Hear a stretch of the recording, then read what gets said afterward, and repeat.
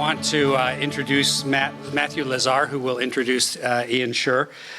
Matthew, as many of you already know, is a lecturer in the 20th century U.S.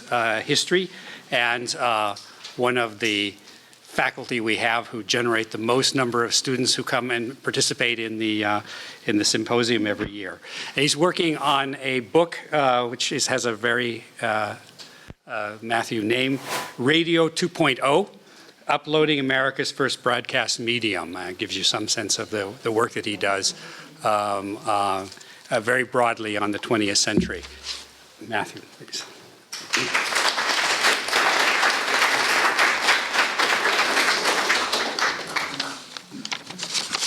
Thanks very much. Nice to see you, Ian. Ian, Sherr, and I have one important thing in common. We both started out at UC Santa Cruz at around the same time, 2002 or so. He came here as an undergraduate, and I came here as a visiting assistant professor. And my first seminar class on the history of American media consisted of 4 students. 3 of them did not want to talk very much. Happily, Ian was the 4th. From the get-go, I experienced Ian not so much as a student, but as a fellow knowledge enthusiast who happened to be much younger than I. He was interested in everything. He was passionate about talking through issues and questions, especially when it came to communications technology. Perhaps more importantly, Ian was very interested in people. I was asked to do this introduction because I was identified as a teacher who mentored Ian, but I'm willing to wager that over the course of his undergraduate career, Ian mentored a lot more students than I did, either as a volunteer tutor counselor or as a friend. Several years ago, I asked another student from those years to assess Ian's impact on her. Ian saved me, she very plainly said. He was my first friend. Ian graduated, and he did many things. He worked in various capacities in Washington, D.C., in Congress, and then on the Beltway. In correspondence between us, I could see him working out who he was, who he wanted to be, and who he did not want to be. For a while, we were both journalists. I began writing for an online technology publication called Ars Technica, and he began going to journalism school and freelancing on the tech beat for Reuters and many, many other venues.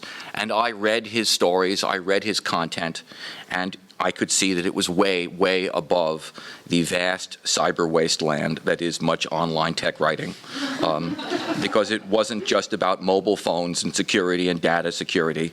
It was about people. I think this department should be proud of Ian. He took from our classes the first and the best lesson that we history teachers offer, that life is about possibilities. Let's welcome Ian Sherr to our symposium and listen to what he has to say.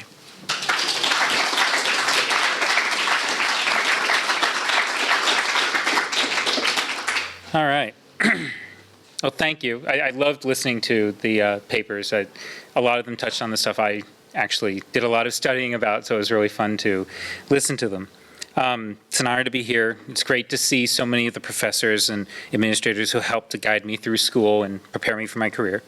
A little about me, it's kind of been already said, but I'm going to make it a little easier to understand. I'm wrapping up 4 years with the Wall Street Journal. I covered consumer technology, Apple, video games. I've been published with Reuters, the Agence France Presse, the Washington Post, and others. I'm actually on my way to CNET to work for CBS. It's going to be very fun. I grew up on the San Francisco Peninsula during the first tech boom, and I now live in the city with my wife and our cat, who, by the way, loves to try and get in the shot whenever I'm doing video hits from home. And they love seeing her. I earned 2 undergraduate degrees here, one in history and the other in journalism. I also went on to earn a master's degree from Berkeley. So I'm here to talk a little bit today about how the history department helped me to succeed. First, I want to talk about how the history program, what it did for me, a little about the role it played in my career, and finally, how the skills I learned here have helped me along the way. Now to start, I think we can all agree that history and journalism are perhaps two professions that go hand in hand more than any other. I write about what's happening, and it becomes fodder for historians like yourselves as they bring it all together into a narrative and a timeline. On the other end, I need to know what happened in the past, and if it weren't for you guys, I'd be up the creek without a paddle.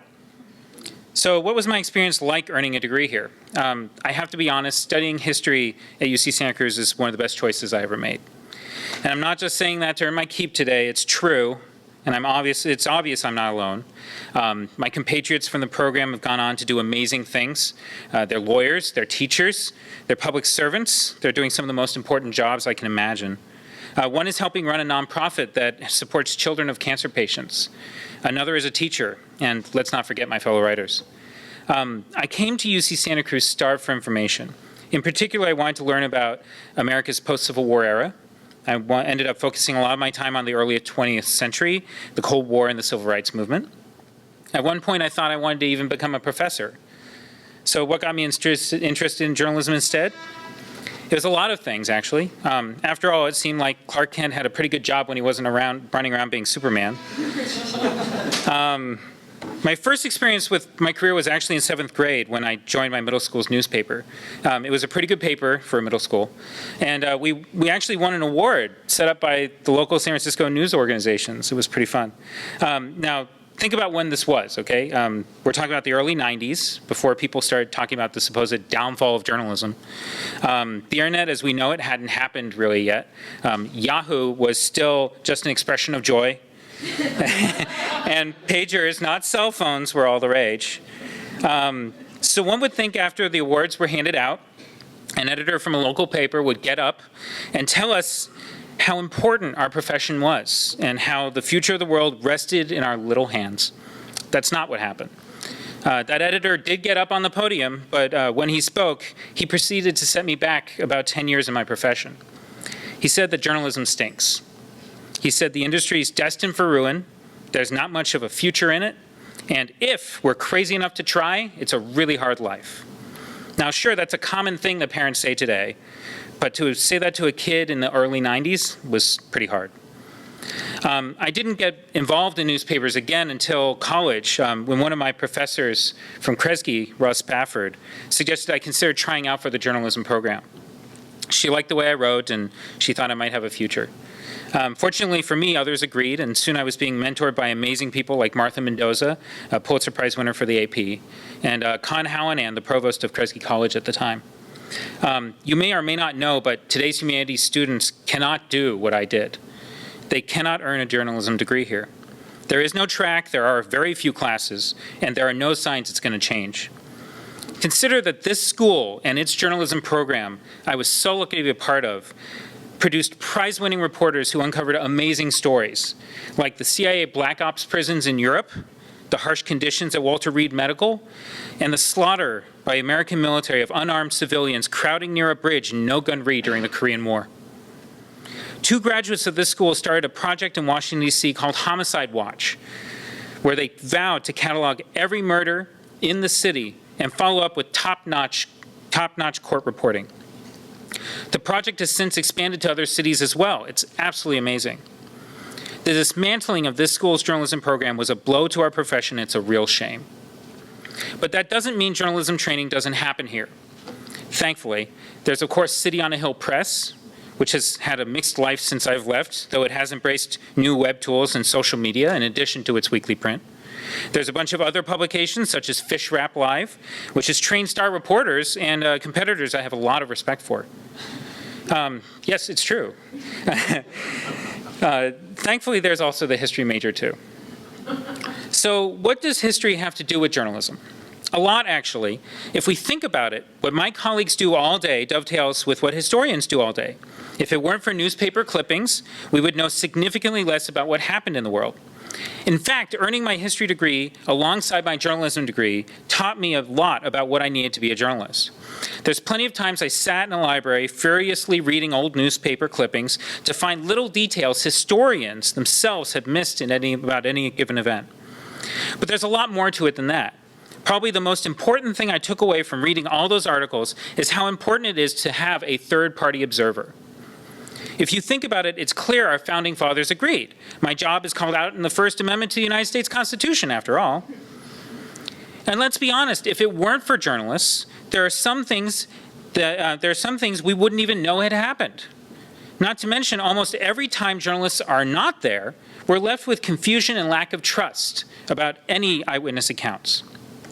Whether loved or hated, the role of journalists in our society is to tell us the truth, or at least get the closest they can at the time.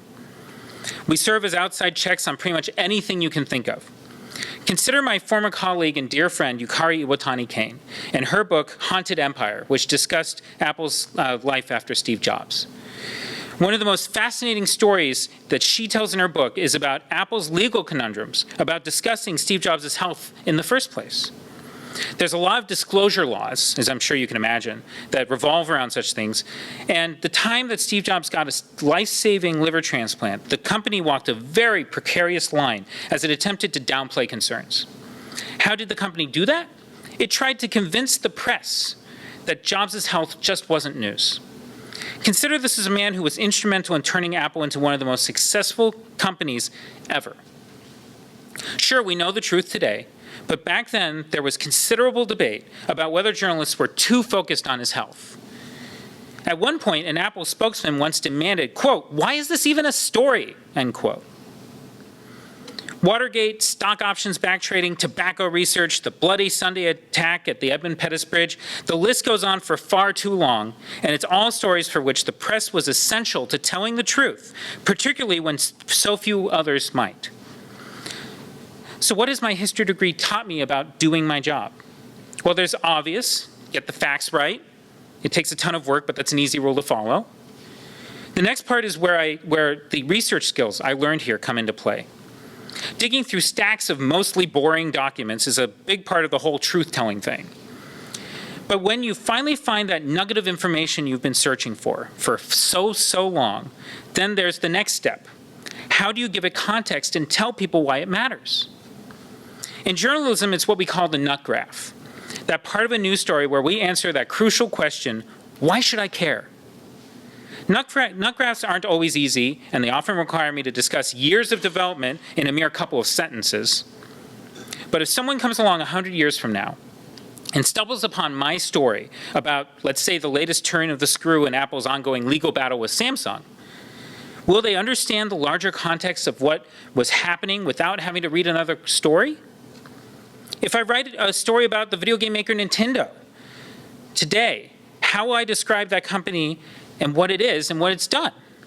How will that description be different from a year ago? At UC Santa Cruz, I learned how the populists transform American politics. I learned the Interstate Commerce Clause and how it changed the direction of the Civil Rights Movement. I found out how Upton Sinclair, the author of the groundbreaking book, The Jungle, felt about the clean food legislation that was passed in response, and that he was more worried about workers' rights instead. All of this helped me understand how valuable that nut graph can be. Another thing just as important as the facts are the details. Did the CEOs have an explicit or an implicit agreement about poaching one another's employees? Why is an executive star rising so quickly? Did the sale happen over a dinner, in a boardroom, or while watching Game of Thrones? There's one of those that actually did happen. Most importantly, if there was a meeting during Halloween, were the lawyers wearing costumes? Those types of details are what historians live for, particularly because they tend to tell a larger story. There are also details us day-to-day journalists, worried with pressing deadlines, demanding editors, and voracious readers, sometimes overlook. Then there's the why. This school taught me that history isn't about the facts, it's about the people. What happened to them? What were they doing? What were their motivations? It's funny, a lot of the time I forget how important my profession is. When I speak at a school, like this one, I tell them I look at my job as writing about history as it's happening. But let's be honest, oftentimes I wake up, I go to work, I hear something's happening, and become consumed with reporting and writing the best story I can before my editors start giving me trouble about a draft. When I slow down, though, it's much more than that. Anyone carrying a history degree from this school is telling the world that they can write, they can research, and they can analyze in between. My entire life is that stuff. I'm often reading financial filings, court documents, or a missive from a source, and I'm always doing it on a really tight deadline. The skills I learned here taught me how to do a lot of that. This program also instilled in me an understanding that everything is interconnected, and it's not just enough to know, but to understand motivations and the history behind it.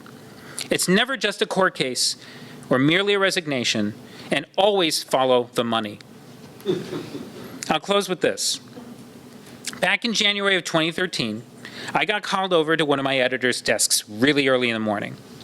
Apple, you've heard of them, had just reported flat profits for the 3 months ending in December, the holiday period, despite a double-digit jump in their sales. Said another way, Apple had just sold a bunch more stuff, but each time the cash register dinged, they made less money doing it. Samsung, meanwhile, you've heard of them too, had seen its profits surge 76% over the same period. Real difference. My editors asked me two simple but very weighty questions. Why and what did it mean? The easy component of this, of course, was to find out what had happened to change Apple's fortunes.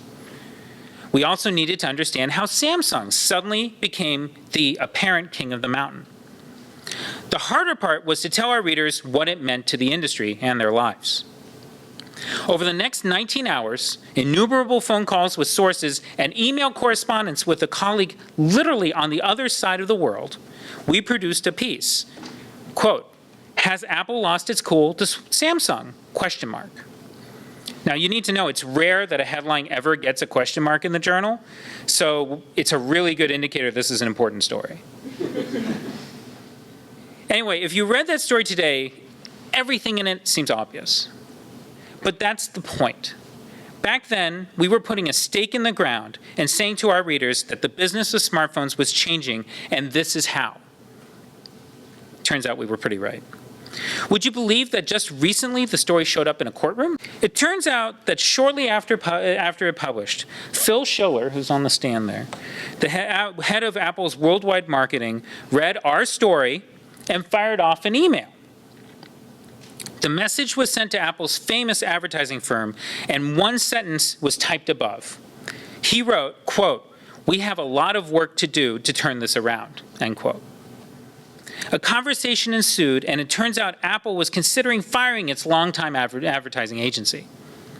It's incredible to think that a simple question of why, asked by a newspaper no less, contributed to serious discussions about a company's future. And let's not forget, now it's a part of Apple's history too. I'm really lucky to be a part of this profession, and I remember that every day. But I wouldn't be here if it were not for what I learned from UC Santa Cruz and from the amazing and dedicated educators here. I'm grateful for everything, and thank you for inviting me to talk.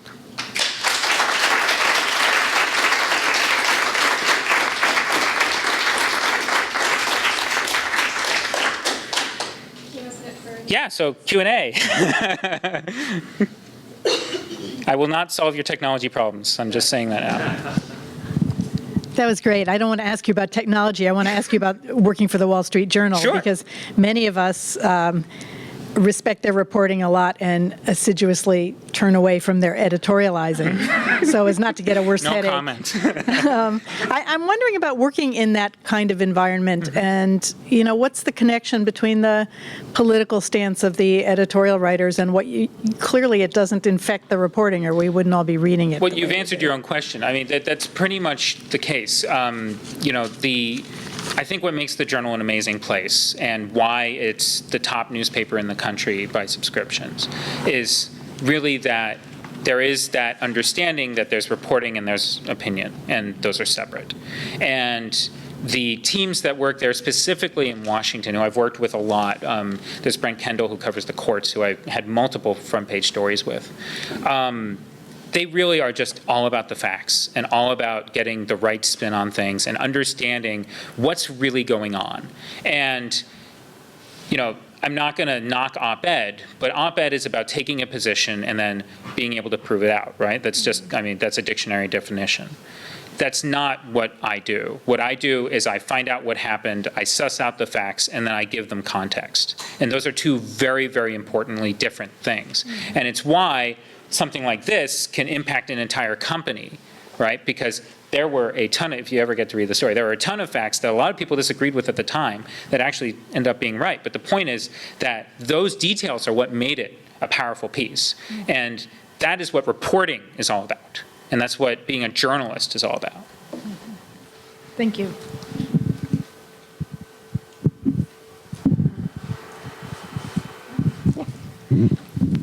So thank you very much. That was a great talk. And I'm curious about your response when people, undergraduates, talk about wanting to go into journalism. Sure. Because I've had friends who are journalists who talk about the number of students going to get journalism degrees being an inverse relationship to the number of jobs in journalism. So I'm curious about your perspective on that. Yeah, it's very well documented how bad that is. I am not that man who's going to stand at a podium and say it sucks. I mean, there's no question that the journalism industry is going through a lot of change, right? And you need not look far to see that. We've seen the Daily Beast. We've seen how Politico has changed the Washington Post. We've seen all sorts of things going on. The amazing thing is that there's actually a lot of energy going into specifically business reporting, because business has gone from being kind of boring, stodgy numbers, blah, blah, blah, to people, right? And we're now writing about there was actually a meeting at Apple's headquarters where people were wearing costumes on Halloween, and so it's become kind of where a lot of the energy is, and also politics, mergers and acquisition, because that's where a lot of the drama is. And so if you look at it, BuzzFeed, we've got Politico, we've got Silicon Alley Insider, we've got all these other blogs now that are starting up that are becoming serious news organizations. I mean, if you think about it, we've got now ProPublica, right, which is a nonprofit news organization that got a Pulitzer. I mean, that's just unreal. And so while there is an inverse relationship to the number of people getting degrees and the number of jobs that are out there, there is still opportunity. And what I tell people is that, look, it's not easy, right, and you're going to be paid crap for a long time. But eventually, if you really think that this is where you want to go, you're going to find your spot. It's just going to take a while. Stuff like when before I started, there were copy editing jobs. You would get a copy editing job, you would move up through the ranks, and eventually you become a reporter, then an editor, and go on and on and on. That is gone. That does not exist. And so today, you know, I went to Washington, D.C. and worked on the Hill and for a Pentagon contractor because I thought, okay, I wanted to cover politics. And I figured if I knew how to shake the hand of a general or a congressman, that would be my in. That's why the Washington Post would want me. But what I learned was that, you know, at the end of the day, you still have to have the right chops for it. And it's a lot about opportunity and time and being in the right place in the right time and being able to do what you need to do at that moment. And it really comes into a lot of luck, but you can't do the normal getting into it like copy editing going forward. It's just really hard these days. So, you know, the Journal primarily hires through its internship programs, and it also poaches. So if you're not in one of those two positions, life's a little harder, right? But there are a lot of, I mean, look, one of our best reporters, Evelyn Russley, she came from TechCrunch, right, which is the small, not really small, but small to the rest of the world tech blog. She then got hired into the New York Times, and now she's with us. So there are avenues. It's just not the same as the grizzled old reporter who would stand up here would say. So do you think that pursuing graduate studying in journalism is useful intellectually? Sure. So I have thousands of dollars on this question myself, right? I got my master's of journalism from Berkeley. So what I would say is that a master's of journalism is not a guarantee for a job, which is a lot of the mistake people make, right? I think what the reason I went into it was that I had skills in computers and I understood how they worked. I understood how programs like Final Cut Pro worked, but I didn't know how to apply that technology to journalism and how to tell a story that way. So I went specifically because that's what I wanted to do. The other reason I went was because I wanted to build up contacts, right? Just like business schools, you're meeting a bunch of people there who you're going to be sitting side by side with for at least a year, and they're going to become the people who help you through your career, period. So in that way, I am happy I spent all those thousands of dollars on school. But if you're walking in there thinking, okay, I'm going to get to the New York Times, sorry, that's not going to happen. There's like 2 or 3 people max who that's going to happen to. The rest of them are going to have a hard time. And to be very honest, I track my graduating class. I would say about half of them are no longer in journalism school. So that's tens of thousands of dollars that did not go toward the profession that they got their degree in. Now, it's helpful, right? A lot of them are in public relations, so they're still using those skills. But if they went to become a journalist, so it's hard. It really is. And there's no one answer, of course. Thank you. Yeah. Anyone else? I know you. I want to ask you a question going backwards into the history side. Yeah. Is there something that you now think that we could have emphasized more in our history classes or in our training of you as a student that was sitting there but we didn't emphasize or talk about that would be really important for somebody like you now or a student coming out of our program? Well, so, I mean, the one thing I complain about all the time is that I lacked a lot of fundamental understandings of how the business world worked when I walked out of school. Like, I just didn't get it. There were these monolithic corporations that did stuff, and then somehow money came out the other side, or it didn't. And I didn't really understand anything.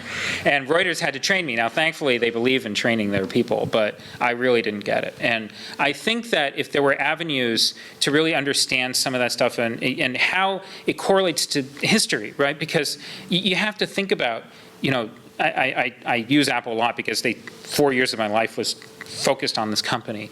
You know, their history is as much about the people as it is about the way the business changed. And to understand those different things are really important. And you can even go into the way that the government is now doing things, right? I mean, one of the largest lobbying organizations in DC is a tech firm. So we need to start, I think, looking at those types of things and understanding them a little better. And frankly, it goes back all the way in history. I mean, TR, right, was really big on starting to try and go after the corporations, right? That's something that was only a minor part of my whole classes. Now, granted, there's a lot of history to go over, but I think if there was an opportunity or an outlet for that, it would be really great. Thanks for your wonderful talk. Well, thank you. I enjoyed it. We're already in the journalism school now. Go. Or go become lawyers. It's okay, you know. We just need smart people in all the professions.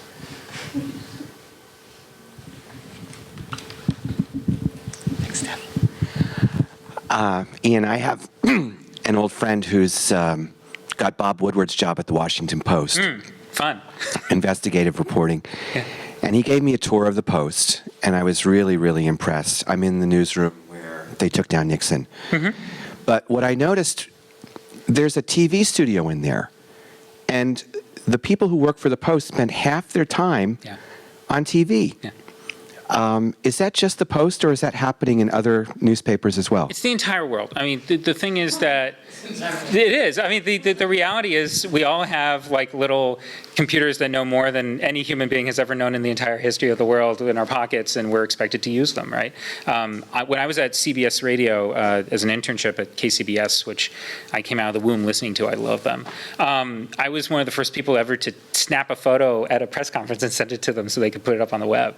And now they always do it. Like, this is just kind of, people want information in all sorts of different ways. And the reality is that we need to feed that want. And, you know, TV journalists, I'm not going to knock any of them, but they don't get to have the detail and the focus sometimes that us print journalists do. So us going on TV really helps to make that better, right? So, you know, what does that mean? Okay, we have less time to focus on our stories sometimes, right? There's definitely a compelling argument that has been made that now is pretty much, there's no more argument, that, hey, we're losing out on investigative journalism time when we go on TV. But guess what? Our reach is further. We get more subscribers as a result. People know the story more because there are a lot of people who don't read. Let's be honest. So going to video helps a lot. Going on NPR helps a lot, right? I do a lot of radio hits with NPR. And so I see all that as my job now is to market the work I do on top of just doing it. And before, I think that the circle of people who read this stuff was this big. Now it's getting this big. And if that means I have to take some time out of my day and do other stuff than what I was trained to do for many, many years, fine. Because it's important. Because at the end of the day, it's about the story, right? If we're gonna affect change and inform the public, then we need to do it the way they want it. Just like the way that the government needs to have websites now and databases that are open and they're on Twitter and it's the same thing, right? They have to get to the people wherever they are. I think this is no different.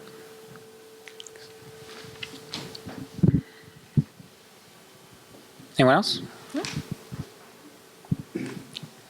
Okay.